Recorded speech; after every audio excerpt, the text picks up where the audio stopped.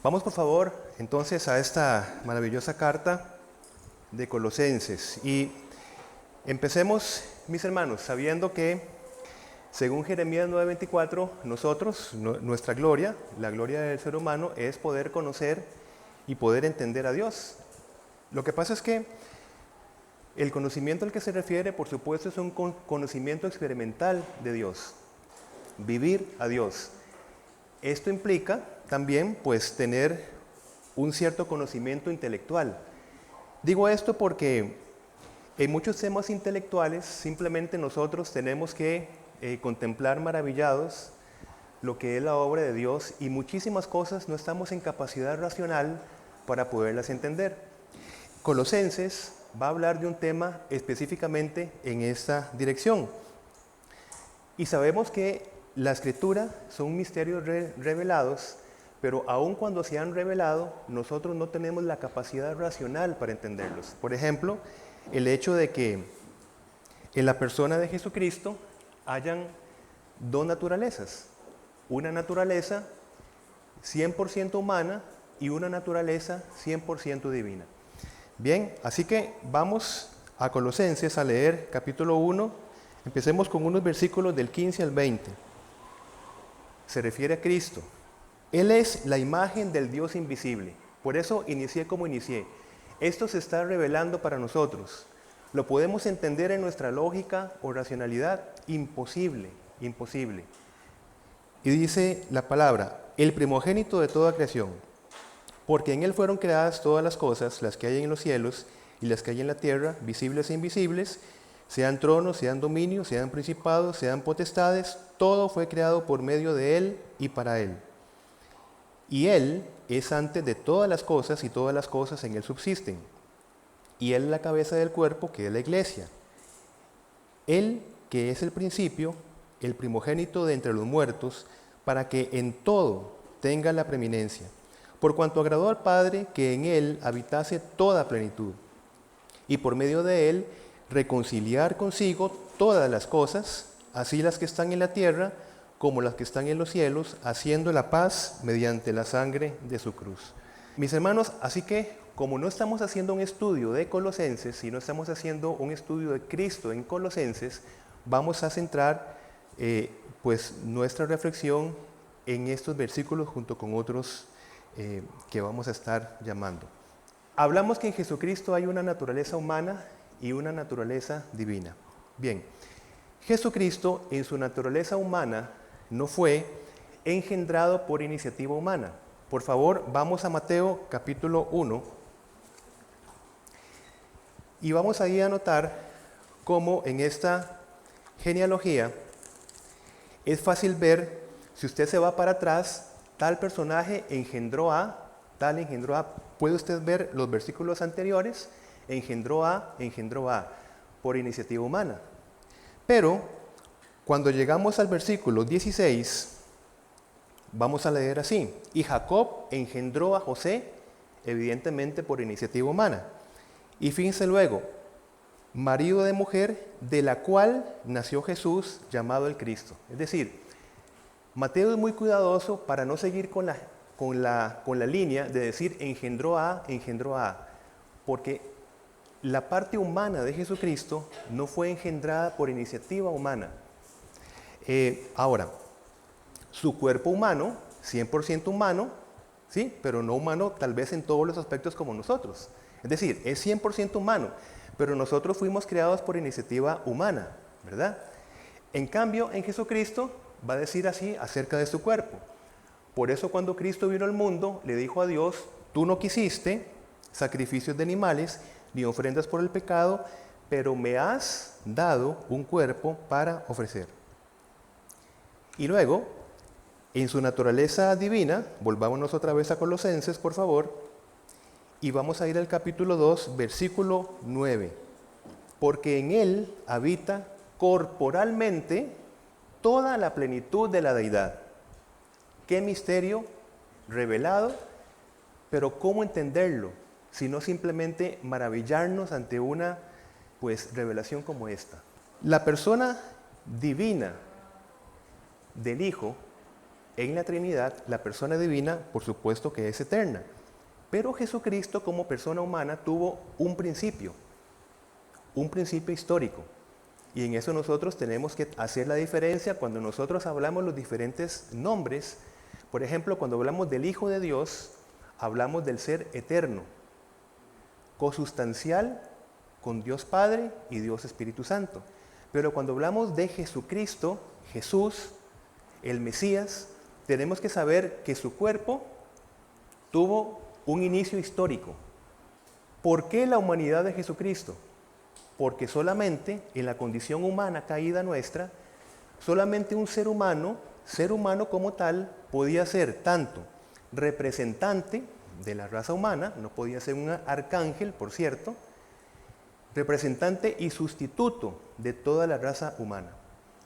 Este representante y sustituto cargó el pecado representativo de la humanidad. Y esto es importante porque, como vamos a ver quizás más adelante, algunas sectas están diciendo que Jesucristo es un arcángel. Pero ahora vamos a verlo con más detalle. Además, Jesucristo restauró la imagen de Dios en la humanidad caída. Ustedes recuerdan que fuimos hechos, o la humanidad fue hecha en Génesis 1:27 a imagen y semejanza de Dios. Esa imagen no es que nosotros la perdimos con el pecado, pero fue dañada grandemente y distorsionada. Entonces, la humanidad de Jesucristo vino a restaurar delante de Dios, del Creador, nuestra humanidad que estaba caída, distorsionada por el pecado. Entonces, cuando nosotros decimos que tenemos una nueva humanidad, ya no nos referimos a que tenemos una humanidad en la humanidad de Adán caída, sino que tenemos una humanidad en Jesucristo. Por eso es que tenía que ser 100% Dios. Cuando hablamos, Dios y hombre, ¿verdad? Cuando hablamos de humanidad, pues hablamos justamente de hombre. Nada más estamos dando unos conceptos cristológicos, sentando la base para lo que vamos a hablar posterior. Es importante que nosotros entendamos muy bien que Jesucristo no fue un ser humano que llegó a ser Dios. Es decir, no fue un hombre que se divinizó. Son conceptos que tenemos que tener claros, simplemente, sino que es la persona del Hijo eterna que se revistió de humanidad. Hay una gran diferencia allí, muy grande, ¿verdad? No es que las cualidades de Jesucristo llegó a ser declarado como un Dios, ¿verdad? Sino que, como dice Juan 1:14, aquel verbo, refiriéndose a que el verbo era Dios, Dios, verbo Dios, fue hecho carne y habitó entre nosotros. Juan 1:14. Muy bien. Y qué maravilloso que convenía que fuese la persona del Hijo la que se encarnara, para que usted y yo fuésemos hijos en el Hijo, en esa declaración, ¿verdad? Dios en Hijo se encarna para que nosotros tuviésemos entonces esa adopción como hijos en el Hijo. Así que maravilloso que se haya encarnado la persona del Hijo. Otro concepto. Nosotros, como hijos de Dios, por adopción en Cristo, participamos de la naturaleza divina. Así lo dice Pedro en su segunda carta, capítulo 1, versículo 4. ¿Qué significa esto? Que nosotros participamos de todos los logros de Jesucristo aplicados a nosotros como creyentes. Pero nosotros no participamos de la esencia divina por ser hijos de Dios. Jesucristo sí. Por ejemplo, vamos buscando, por favor, Juan capítulo 5, versículo 18. Juan capítulo 5, versículo 18. Estamos diciendo que nosotros participamos de la naturaleza de Dios en Cristo, es decir, de todas las obras de Jesucristo aplicadas al creyente. Esa es nuestra naturaleza divina, ¿verdad? Lo podemos entender así. Usted y yo tenemos naturaleza divina, claro. ¿En qué sentido? En que somos enriquecidos en Cristo. Pero el Hijo de Dios, en la persona de Jesucristo, participa de la esencia misma de Dios. Así lo entendieron los contemporáneos de Jesús. Veamos en 5:18. Bueno, veamos el 17. Y Jesús le respondió: mi Padre hasta ahora trabaja y yo trabajo. Es decir, aquí Jesús está diciendo que las mismas obras del Padre son sus obras. Y en el 18 dice, por esto, los judíos aún más procuraban matarle, porque no solo quebrantaba el día de reposo, sino que también decía que Dios era su propio Padre, haciéndose igual a Dios. Ahora, ¿nosotros le llamamos a Dios Padre? Claro que sí, pero no en este nivel en que Jesucristo se presentaba como el Hijo del Padre, ¿verdad? Pues nosotros somos hijos de Dios, pero no que nosotros nos hacemos igual a Dios, sino que participamos de la naturaleza, de las riquezas, de la divinidad a través de Jesucristo, que nos restauró, recordemos, nuestra humanidad. Otra vez nos volvemos a Colosenses, allí vamos a quedarnos y vamos a entender ya ahora sí esta cristología en Colosenses. Dice 1:15, Él es la imagen del Dios invisible, el primogénito de toda la creación. Bien, Cristo es el primogénito y Pablo utiliza esta palabra protótocos, que no es lo mismo que utilizar la palabra protictos, que significa el primer ser creado. Es decir, Jesucristo es el primogénito, pero por eso es que viendo más y analizando más la palabra, lo que quiere decir esta palabra significa aquel que tiene la supremacía, que tiene los derechos de gobierno, que tiene los derechos de realeza, no el ser primer creado. No es primogénito en el primero que se crea. Veamos unos ejemplos. Esta misma palabra, protótocos, se va a estar diciendo, por ejemplo, en el Salmo 89:27. Yo también le pondré por primogénito el más excelso de los reyes de la tierra. Este salmo es un salmo que se refiere a David en el contexto.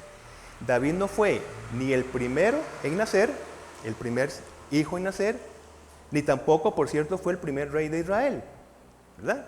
Sabemos que Saúl fue el primer rey de Israel, pero le está llamando el primogénito. ¿Por qué? Porque David sí tenía la supremacía y los derechos. De hecho, se le da un pacto a David, ¿verdad?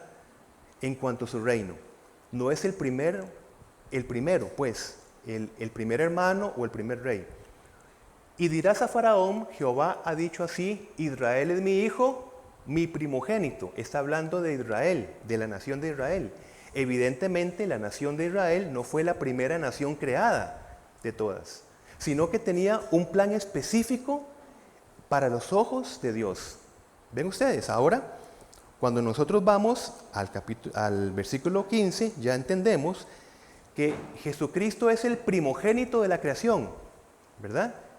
No significando que es el primer ser creado de la creación, sino aquel que tiene la supremacía en toda la creación. Veamos capítulo 1, ahora versículos 16 y 17. Porque en Él fueron creadas todas las cosas, las que hay en los cielos y las que hay en la tierra, visibles e invisibles, sean tronos, sean dominios, sean principados, sean potestades, todo fue creado, y aquí está, por medio de Él, ¿verdad? Y para Él. Y Él es antes de todas las cosas, y todas las cosas en Él subsisten.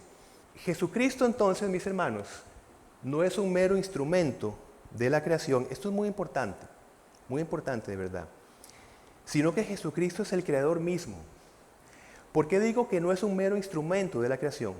Las diferentes ideologías que andan por allí no nacieron hace unos 30 años, el siglo pasado. Es una historia que se viene desarrollando desde inclusive el segundo y el tercer siglo después de Jesucristo. Colosas estaba influenciada por unas ideas muy complicadas. ¿Dónde? Recordemos que para la filosofía griega no había una relación entre la parte espiritual y la parte material. Es decir, toda la materia era contaminada, mala, etc. Entonces, ¿cómo es posible que un absoluto, un Dios bueno, perfecto, pudiese crear algo malo como es la materia? ¿Y cómo entendía la materia? Por observación. Nosotros vemos, por ejemplo, este mundo lleno de depredación, lleno de degradación, todo se desgasta, hay injusticia, etc. ¿Cómo es posible que un Dios bueno haya podido crear e involucrarse con una materia mala? Entonces se inventaron una cuestión. Se inventaron el hecho de que hay un Dios trascendente que va a crear un ser, un Dios en minúscula, que ese Dios a la vez va a ir creando otros seres, así hasta llegar a 30 dioses en minúscula. El último Dios en minúscula es que va degradando en su santidad, es el que va a crear la materia. Y según estas ideologías, ese Dios en minúscula era Jehová del Antiguo Testamento. Imagínense ustedes. Bueno, llegando a esto, llega Arrio, que fue un presbítero del norte de África, en el siglo IV, y empieza a reproducir de forma cristiana este sentido. Es decir, que Jesucristo fue un ser creado, un Dios en minúscula, y que cuando se lee Colosenses, que Él, mediante Él fue todo creado, van a decir, sí, perfecto. Pero no comparemos a este ser, Jesucristo, con el Dios trascendente, con el absoluto. Así se empezó a desarrollar. Y esto tiene un eco, por ejemplo, en algunas sectas unitarias y en los testigos de Jehová. Yo he tomado de la misma traducción de los testigos de Jehová, la traducción del Nuevo Mundo, y con lo que les acabo de explicar, ahora entenderemos esto. Bueno, Arrio decía que el Hijo, ¿verdad? El Hijo procede del Padre no por generación, sino por creación. Es decir, el Hijo es creado. Otra vez, ¿por qué no se concebía que era creado? Perdón, ¿por qué no se concebía que Él era el creador absoluto? Porque no compartía la divinidad, supuestamente, con el trascendente. Fíjense ustedes en la traducción del Nuevo Mundo, de Juan 1:1. En el principio la palabra era, y la palabra estaba con Dios, y la palabra era un Dios. Esta es la traducción de la Biblia de los testigos de Jehová. Porque su influencia fue la de Arrio, entre otros, donde van a estar hablando de Jesucristo como creador, como hijo de Dios. ¿Bien? Pero un ser creado, cosa que no se va a decir desde el principio, por cierto. Un ser creado que no es consustancial con el ser de Dios. Ustedes pueden buscar, y de hecho toda la escritura está totalmente alterada, ¿verdad? Para que, por ejemplo, si yo calzo 44, yo entre mi pie en un 37 de zapato, ¿verdad? Todo forzado para que entre porque entra. Y todo está adulterado para seguir con la idea de que Jesucristo o el Hijo se le dio todos los derechos exclusivos como creador, pero sin ser igual a Dios. Esta creación, por cierto, que nosotros conocemos, donde dice acá el versículo que Jesucristo es tanto el creador como que todas las cosas por Él subsisten. Si todas las cosas por Él subsisten, nuestra creación no va a terminar con un cataclismo nuclear, por un meteorito, por un problema ambiental, porque subsiste en el Hijo. Y terminará su creación cuando en el tiempo específico Jesucristo vuelva en su segunda venida y ya establezca un nuevo cielo y una nueva tierra. Y esto es importante que entendamos la figura de Jesucristo en Colosenses. Recuerdan, no solamente es creador, sino es sustentador de la creación. Y esto nos da un gran alivio ante las posibles posturas de que estamos ya científicas y demás, que evidentemente forman parte, tal vez ecos, de una idea como la que acabamos de hablar, y hay una gran expectativa en cómo se va a terminar la creación. Pero nosotros como creyentes sabemos que la creación como tal terminará entonces cuando Jesucristo venga para dar inicio a una nueva creación con cielo y tierra nueva. Ahora, hay otro misterio en versículo 26 y 29, por favor. Recordemos que aunque nosotros vemos un misterio revelado, muchas veces tenemos solamente que contemplarlo de una manera maravillados de lo que estamos escuchando. Dice, el misterio que había estado oculto desde los siglos y edades, pero que ahora ha sido manifestado a sus santos, a quienes Dios quiso dar a conocer las riquezas de la gloria de este misterio entre los gentiles, y aquí está, que es Cristo en vosotros la esperanza de gloria, a quien anunciamos, amonestando a todo hombre y enseñando a todo hombre en toda sabiduría, a fin de presentar perfecto en Cristo Jesús a todo hombre. Es decir, ¿cuál es el misterio? Mis hermanos, que Cristo está viniendo ya en cada creyente por el poder transformador del Evangelio.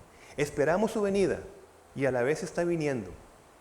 Es un misterio que solamente le he revelado a la iglesia. En cada uno de nosotros está ya viniendo Cristo. Conforme el poder del Evangelio va formando a Cristo en cada creyente. Bien, hemos sido trasladados al reino de Dios. Les explico esto. Vamos a Colosenses capítulo 2, por favor.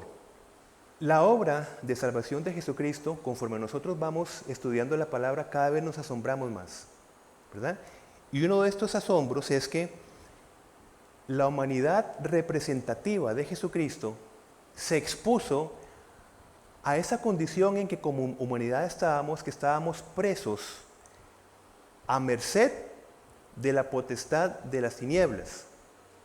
Es decir, cuando en Lucas Jesucristo dijo esto: habiendo estado con vosotros cada día en el templo, no extendisteis las manos contra mí, mas esta es vuestra hora, dice Jesús, y la potestad de las tinieblas.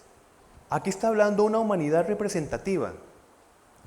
¿Por qué decimos esto? Perdón, vamos a 1.13 antes.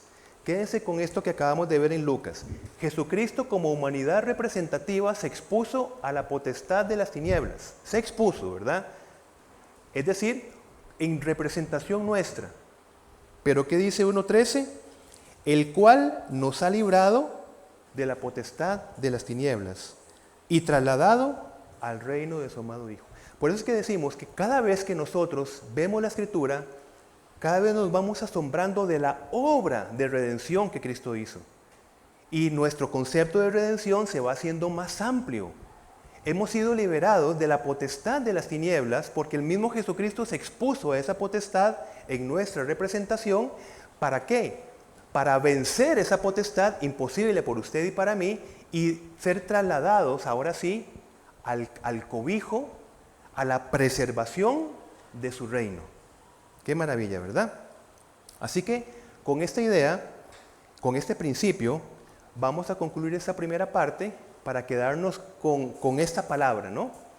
Él se expuso en nuestra representación para que nosotros fuésemos liberados y mantuviésemos en Él la libertad.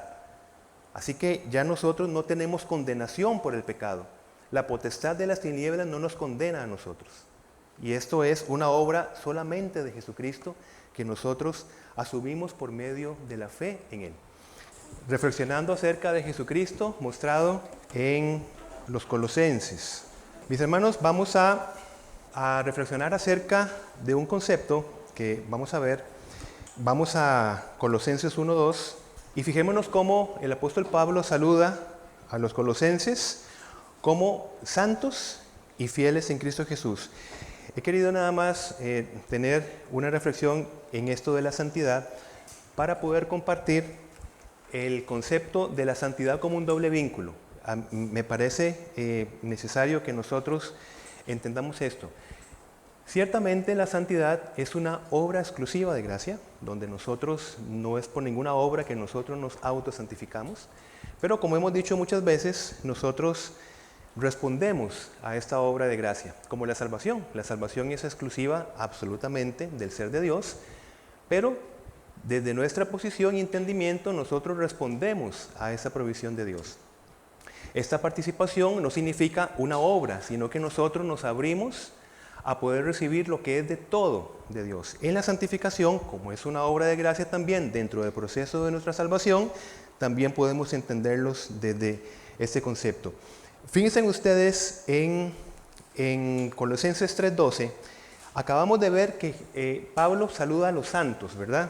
En 3:12 va a decir, vestíos pues como escogidos de Dios, santos y amados, de entrañable misericordia, de benignidad, de humildad, de mansedumbre, de paciencia, y continúa. Ahora, la santidad de doble vínculo, primero, es tanto que Cristo está en nosotros, podemos verlo en 1.27, por favor.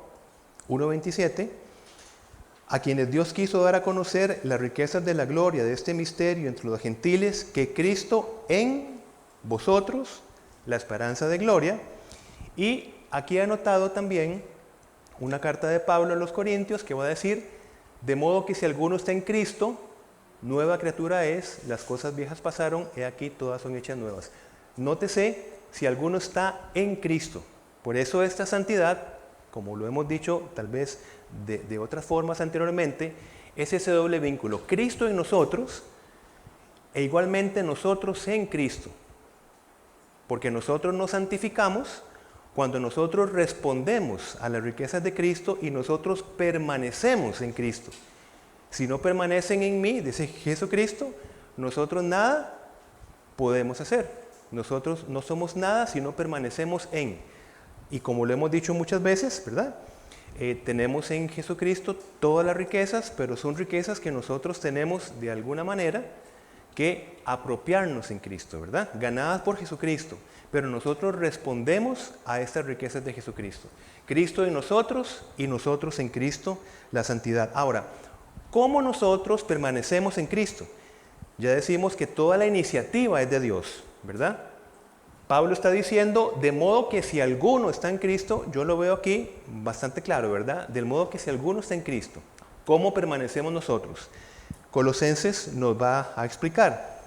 Por ejemplo, en 3:16, aprendiendo de su palabra, que more nuestra palabra, la palabra de Cristo en nosotros, viviendo esa palabra. Fíjense ustedes en 3:16, la palabra de Cristo more en abundancia en vosotros, enseñándoos y exhortándoos unos a otros en toda sabiduría, cantando con gracia en vuestros corazones al Señor, con salmos e himnos y cánticos espirituales. Esta palabra que abunda, somos llamados a una vida consecuente, ¿verdad? A una vida moral consecuente. Recordemos que estamos hablando cómo permanecer en Cristo. Puede ser que yo conozca la palabra de Dios y no viva una vida consecuente con esa palabra de Dios. Veamos en capítulo 3, ahora los versículos 12 y 17. Vestíos pues como escogidos de Dios, santos y amados, de entrañable misericordia, de benignidad, de humildad, de mansedumbre, de paciencia, soportándoos unos a otros y perdonándoos unos a otros, si alguno tuviere queja contra otro, de la manera que Cristo os perdonó, así también hacedlo vosotros. Y sobre todas estas cosas, vestidos de amor, que es el vínculo perfecto. Y la paz de Dios gobierne en vuestros corazones, a la que asimismo fuisteis llamados en un solo cuerpo, y sed agradecidos. Básicamente, aprendemos y nos llenamos de su palabra y vivimos consecuentemente esa palabra con lo que acabamos de leer a partir del versículo 12. Hablando de moralidad, es porque en el contexto de Colosas estaba básicamente influenciada por dos tipos de ver el mundo, ¿verdad? Las cosas, ¿verdad? Uno es el estoicismo, que una manera muy sencilla de entenderlo, para que no se nos olvide, es que se creía que el castigo del cuerpo iba a desarrollar la parte espiritual. Un poco como lo que hablábamos al principio, toda la materia es mala y lo demás. Entonces, esto de estarse sacrificando iba en virtud de un mayor crecimiento espiritual. Eso lo va a decir el estoicismo como un gran resumen, por supuesto. Y luego el epicureísmo básicamente es, si se siente bien, hágalo. Como lo que tenemos acá, ¿verdad? En un eco comercial de esto, solamente hazlo, ¿verdad? Básicamente es una consecuencia de ese sentido de vida. Ahora, ¿qué moralidad vamos nosotros a encajar acá con respecto a lo que acabamos de leer? De permanecer en Cristo. Imagínense que lo que nosotros quisiéramos hacer, si se siente bien, que lo hagamos, ¿verdad? ¿Qué clase de sociedad sería esta, verdad? Bueno, la que tenemos, básicamente. Estamos bajo cómo permanecer en Cristo. Hemos visto un primer punto, llenándonos de su palabra, teniendo una vida consecuentemente moral, y dos, comprometiéndonos con la causa de Jesucristo. Por ejemplo, en Marcos 1:14 dice, Jesús vino a Galilea predicando el evangelio del reino de Dios. Muy bien. Una vida moral no es, vamos a ver, es como parte del paquete, por decirlo de alguna manera, porque no estamos llamados para vivir individualmente buenas vidas morales y quedarnos allí. Tenemos aquí una orientación, una dinámica en Jesucristo, que no vino a ser un maestro moral, ¿verdad? Como otros, no se compara como muchos otros, con grandes frases allí para ponerlas en adornos y demás, sino que vino con una misión específica, predicando el Evangelio del reino de Dios. Entonces, nosotros, permaneciendo en Cristo, nos comprometemos con lo que es el compromiso de Jesucristo en su humanidad. Y lo vemos en Colosenses capítulo 4, versículo 2 y 3, bastante claro. Fíjense ustedes, perseverad en la oración, velando en ella con acción de gracias. Versículo 3, orando también al mismo tiempo por nosotros, para que el Señor nos abra puertas para la palabra, a fin de dar a conocer el misterio de Cristo, por el cual también estoy preso. Por ejemplo, en esa exposición de nuestro hermano, formamos parte, como iglesia, de comprometernos por la expansión del reino de Dios, sea de una manera u otra, sea de una manera tecnológica, sea un compartir de persona a persona, comprometiéndonos con la expansión del reino de Dios. Pero es importante que lo entendamos como un permanecer en Cristo. Estamos bajo la gran pregunta, ¿cómo permanecemos en Cristo? Y eso es una buena reflexión. Si tal vez yo estoy abundando en la palabra de Dios, estoy estudiando, muy bien. Tengo que ver el otro punto, estoy viviendo una vida consecuente. Tercer punto, estoy comprometido con la predicación del reino de Dios desde nuestras posibilidades. El cuarto punto para permanecer en los propósitos de Cristo es viviendo una vida que impacte nuestro entorno. Vean ustedes en igual capítulo 4, versículos 5 y 6. Andad sabiamente para los de afuera, redimiendo el tiempo. Sea vuestra palabra siempre con gracia, sazonada con sal, para que sepáis cómo debéis responder a cada uno. Evidentemente, versículo 5, andad sabiamente con los de afuera. Es decir, todo lo anterior, 1, 2, 3, es para que nosotros extendamos el reino de Dios desde la particularidad de cada quien. Y con esto nosotros participamos entonces en esa santidad. Recuerde que estamos hablando de la santidad de doble vínculo. Hay una cualidad de nosotros como santos posicionalmente y que estamos siendo santificados, que vamos a verlo en capítulo 1, 3 y 5. Yo quisiera nada más que usted pueda ver, que pueda anotar las tres cualidades, para que no se nos olvide. ¿Qué nota usted en versículo del 3 al 5? Las tres cualidades de un creyente que está siendo santificado. Hay tres palabras claves allí. Les doy una pista. Empieza una de ellas o dos de ellas en el versículo 4. Dice, siempre orando por vosotros, dando gracias a Dios, Padre de nuestro Señor Jesucristo, habiendo oído de vuestra fe en Cristo Jesús y de Él, que tenéis a todos los santos a causa de la... Entonces, ¿qué pasa? Aquí tenemos nosotros fe, amor y esperanza, porque está hablando acerca de los santos, ¿verdad? Y son las cualidades. Nosotros constantemente, y de hecho podemos resumir toda nuestra vivencia, tanto relacional con el Señor como entre nosotros y en cuanto a la esperanza que tenemos nosotros en Cristo, por lo cual expandemos ese mensaje de esperanza a los demás. Entonces, fe, amor y esperanza son las cualidades inclusive que se predica desde un verdadero evangelio. Tiene que estar siempre implícito esto, ¿verdad? Como hemos dicho muchas veces, Cristo nos ha revestido de una nueva humanidad. Veámoslo en 3:10. Dice, y revestido del nuevo, el cual conforme a la imagen del que lo creó, se va renovando hasta el conocimiento pleno. Pero debemos aprender a andar en esta vida nueva que ya tenemos en Cristo. Por eso digo que lo hemos comentado muchísimas veces. Veamos 3, 5, 9. ¿Cómo aprendemos a andar en vida nueva? Vean la participación que tenemos iniciando el versículo 5, de 3:5. Haced morir. Hay una participación activa, por eso digo yo, una colaboración en nuestra santificación. ¿Quién hace morir? Por supuesto, el poder de Jesucristo en nosotros, pero nosotros nos disponemos también, ¿verdad? Porque dice, haced morir pues lo terrenal en vosotros. Fornicación, impurezas, pasiones desordenadas, malos deseos y avaricia, que es idolatría, y continúa el texto.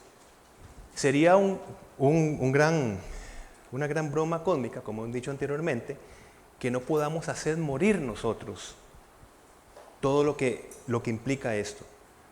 Vamos a ver, se le dice a un creyente, haga morir. Yo digo, es que no puedo. Vamos, esto sería entonces una ironía, porque nos están diciendo, haga morir, pero por supuesto en Cristo.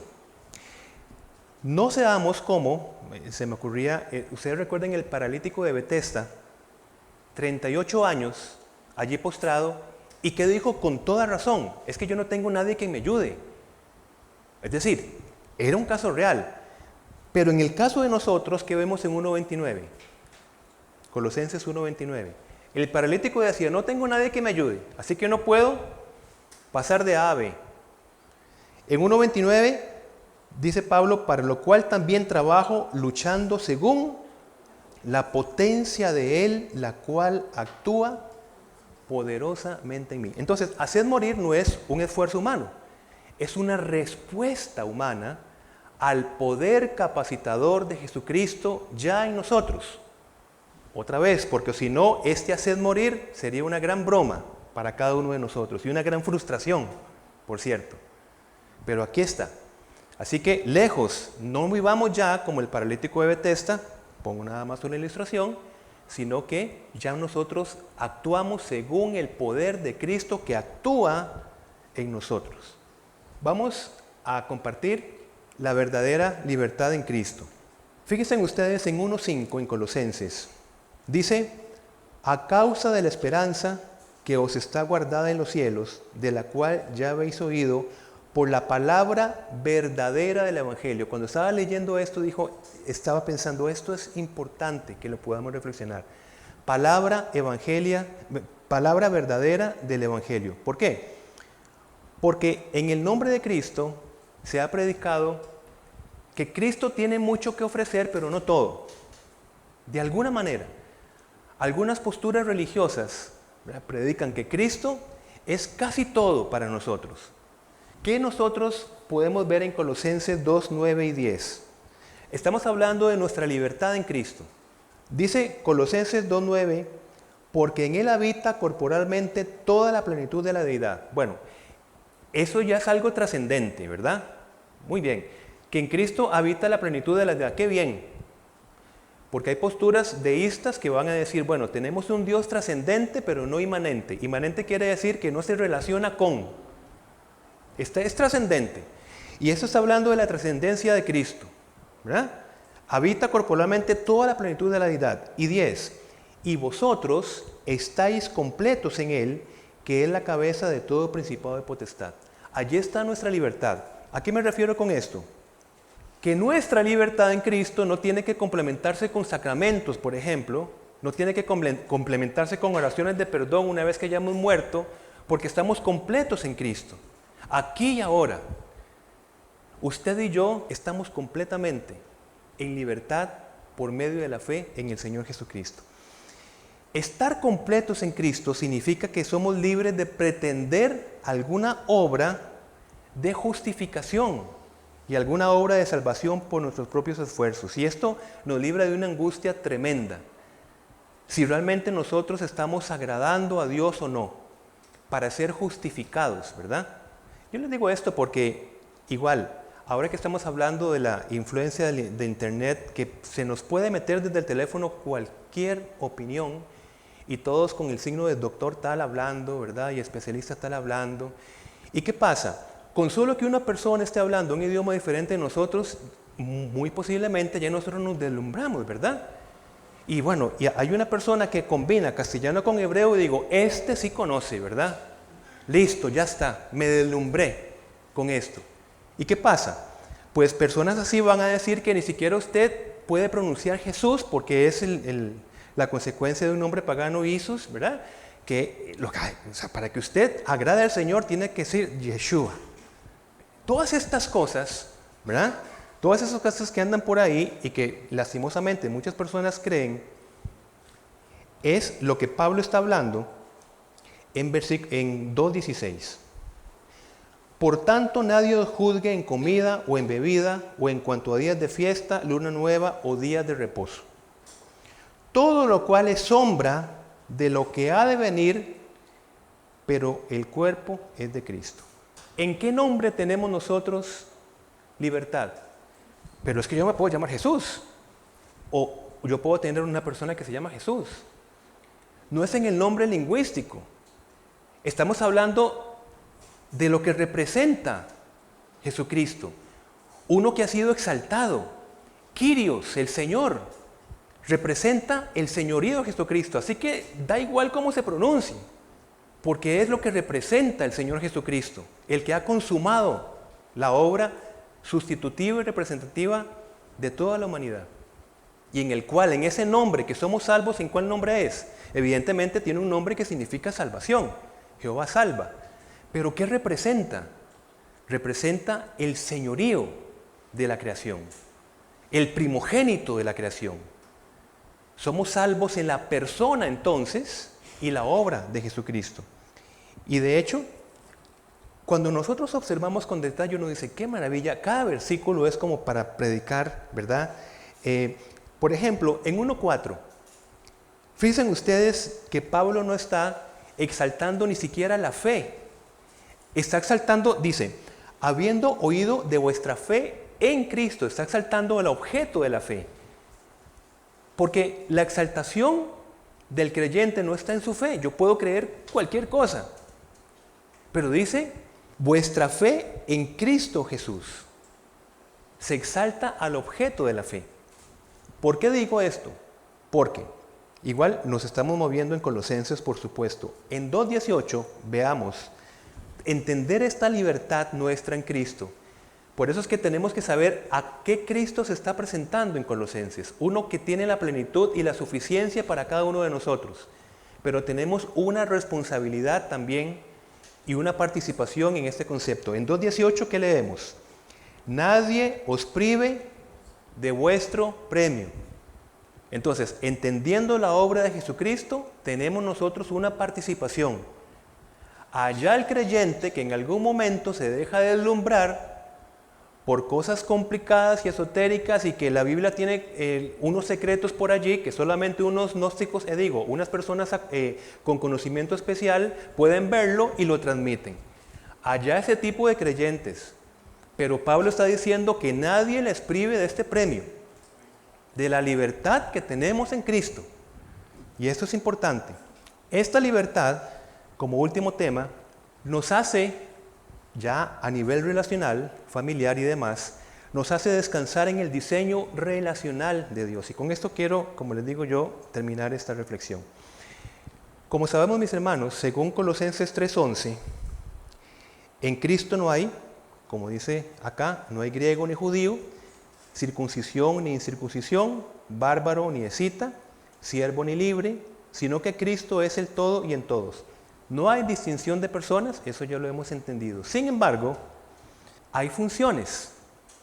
Sobre lo que acabamos de leer, no hay judío ni griego, ¿verdad? Ni griego ni judío. Ahora, en 1:1 estamos viendo que el que escribe es Pablo, apóstol, dice. Pablo, apóstol de Jesucristo, y se refiere a Timoteo como el hermano Timoteo. Hay uno que es apóstol, hay otro que es hermano. Luego, en la sociedad, vean ustedes en 3:22. Siervos, obedeced a ¿quiénes? Pero que acabamos de leer, que no hay siervo ni libre. No hay siervo ni libre. Y luego está diciendo, siervos, obedezcan a sus amos. En la familia, ¿qué va a decir? 3:18. Casadas, estad sujetas a vuestros maridos como conviene en el Señor. Entonces, todos, cada uno de nosotros, desde la libertad en Cristo, vivimos bajo sometimiento eclesial, social o familiar, aun cuando en Dios no hay acepción de personas. Pero esta es la vivencia de la libertad en Cristo. Y les puse acá Romanos 13:1, sométanse, que está en pasivo, esto significa que es un acto voluntario, para entenderlo fácilmente, un acto voluntario. Sabiéndonos libres en Cristo, nos sometemos voluntariamente al orden y diseño ¿de quién? De Cristo. Sométanse toda persona a las autoridades superiores, porque no hay autoridad sino de parte de Dios, y las que hay por Dios han sido establecidas. Bien, ¿qué pasa? Dios ha dado un diseño, pero si una autoridad delegada no ejerce su servicio bajo la autoridad de la palabra de Dios, desalienta. Eso sí es posible. Veamos 3:20-21. Hijos, obedeced a vuestros padres en todo, porque esto agrada al Señor. Eso está claro. En todo dice allí.